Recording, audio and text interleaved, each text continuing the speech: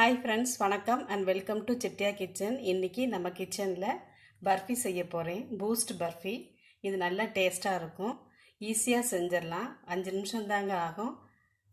வீட்டுக்கு யாரும் திடீர்னு கெஸ்ட் வந்துட்டா டக்குன்னு செஞ்சு முடிச்சிடலாம். பசங்களுக்கும் இது ரொம்ப பிடிக்கும்.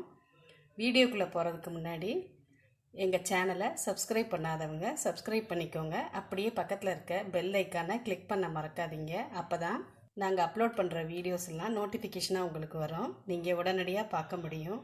வாங்க இப்போ செய்ய ஆரம்பிச்சிடலாம். பர்ஃபி செய்கிறதுக்கு மேரி பிஸ்கட் 20 பிஸ்கட் எடுத்து வச்சுருக்கேன். இதை மிக்ஸி ஜாரில் சேர்த்து நல்லா பவுடர் பண்ணிக்கலாம். இந்த மாதிரி சின்ன சின்ன பீசஸாக உடச்சி போட்டுட்டு நல்லா பவுடர் பண்ணி எடுத்துக்கலாம். பிஸ்கட்டை நல்லா பவுடர் பண்ணி எடுத்துக்கிட்டேங்க. பேனில் 100 கிராம் சீனி சேர்த்துக்கிறேன். அதோட 100 ml பால்,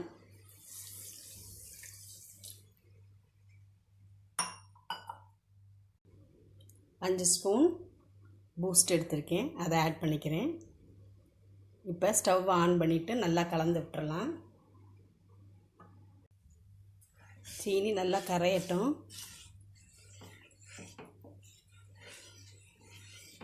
இது பூஸ்டெல்லாம் சேர்க்கறதுனால 100 கிராம் சீனி இருந்தால் போதும்.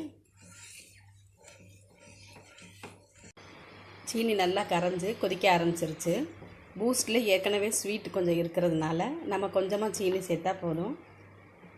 நல்லா கொதிச்சிருச்சு. இப்போ நம்ம பவுடர் பண்ணி வச்சுருக்க மேரி பிஸ்கட்டை இதில் ஆட் பண்ணிக்கலாம்.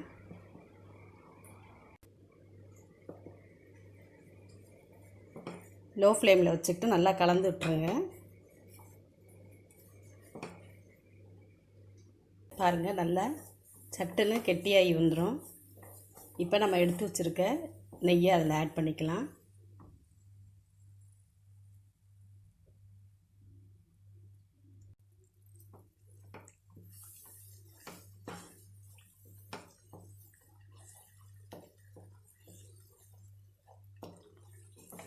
ரொம்ப ஈஸியாக செஞ்சிடலாம்.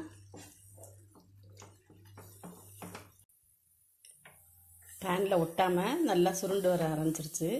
இப்போ இந்த ஸ்டேஜில் நான் இறக்கிட்டு நெய் தடவி வச்சுருக்க பிளேட்டில் இதை மாற்றிக்கிறேன். ஸ்டவ் ஆஃப் பண்ணிடலாம். நம்மளோட பூஸ்ட் பர்ஃபி ரெடி ஆயிடுச்சு. இது நல்லா டேஸ்ட்டாக வரும். மேரி பிஸ்கட், பூஸ்ட், சீனி இது மட்டும் இருந்தால் போதுங்க. நெய் கூட அதிகமாக தேவையில்லை. 1 டேபிள் ஸ்பூன் தான் நம்ம சேர்க்குறோம். இதை வச்சு சீக்கிரமே செஞ்சிடலாம். நல்லா டேஸ்ட்டாக இருக்கும்.